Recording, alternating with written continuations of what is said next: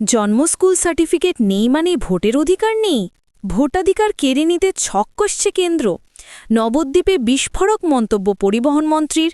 বুধবার নবদ্বীপ বিধানসভার অন্তর্গত মুকুন্দপুর এমএলএ ওয়াররুম পরিদর্শনে এসে তিনি সরাসরি কেন্দ্র সরকার ও নির্বাচন কমিশনের বিরুদ্ধে তোপ দাগেন।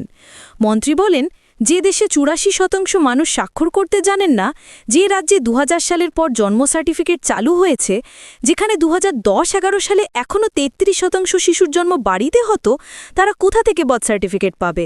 তাহলে কি তাদের ভোটাধিকার থাকবে না? তিনি স্পষ্ট ভাষায় জানান, মুখ্যমন্ত্রী মমতা বন্দ্যোপাধ্যায় ও তৃণমূল কংগ্রেস কখনোই প্রকৃত ভোটারকে বাদ পড়তে দেবে না। একটি প্রকৃত ভোটারের নামও কাটা গেলে আমাদের লড়াই দিল্লি পর্যন্ত যাবে, হুঁশিয়ারি দেন তিনি।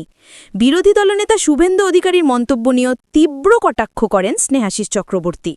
তিনি বলেন, কখনো বলছে ১ কোটি, কখনো ১.৫ কোটি ভোটারের নাম বাদ যাবে। বাংলার মানুষকে বাদ দিতে পারলে বিজেপির নেতারা আনন্দ পায়, কারণ ওরা বাংলা বিরোধী।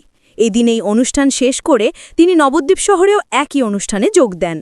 4% মানুষ স্বাক্ষর করতে জানে না, সে দেশে স্কুল সার্টিফিকেট গরিব মানুষ কোথা থেকে পাবে? যে রাজ্যে বার্থ সার্টিফিকেট শুরুই হয়েছিল ২০০০ সালের পর থেকে, যে রাজ্যে ২০১০-১১ সালে ইনস্টিটিউশনাল ডেলিভারি ছিল 67%, অর্থাৎ ৩৩% মানুষ বাড়িতে জন্মাতো ২০১০-১১ সালে। কত মানুষ বাড়িতে জন্মাতো, বার্থ সার্টিফিকেট কোথা থেকে পাবে? একবার ভেবে দেখেছেন যে আমি পাসপোর্ট তো ছেড়েই দিন, ও তো বড় লোকের থাকে।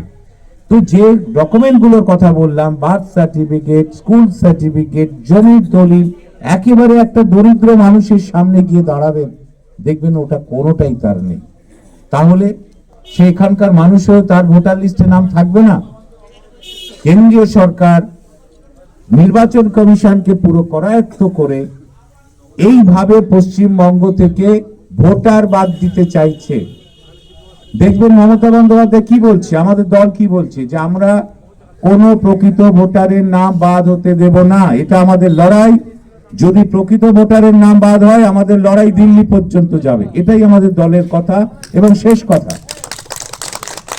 শুভেন্দু অধিকারী কি বলছে? বলছে ১ কোটি নাম বাদ হবে, কোনোদিন বলছে ১.৫ কোটি নাম বাদ হবে। ওদের যেন মজা, ওদের যেন এটা আনন্দের বিষয় যে বাংলার মানুষকে যদি বাদ দিয়ে দিতে পারি, বাংলার মানুষকে যদি কেটে দিতে পারি, এটা বিজেপি আনন্দ পায়, কারণ এরা বাংলা বিরোধী। এরা ১০০ দিনের টাকা আটকে রাখে ৩.৫ বছর, যে ১০০ দিনের কাজে ভারতবর্ষের মধ্যে পশ্চিমবঙ্গ তিনবার ফার্স্ট হয়েছে। ৩.৫ বছর আবাস যোজনার টাকা বন্ধ করে রেখেছে। জল জীবন মিশনের টাকা দিচ্ছে না, ১,৯২,০০০ কোটি টাকা আমরা পাই কেন্দ্র থেকে, দিচ্ছে না। কেন দিচ্ছে না জানেন? যে বাংলার মানুষকে কষ্ট দিতে হবে, যন্ত্রণা দিতে হবে, বাতে মারতে হবে, পেটে মারতে হবে, কারণ ওরা ২১-এ আমাদের বাংলা দখল করতে দেয়নি।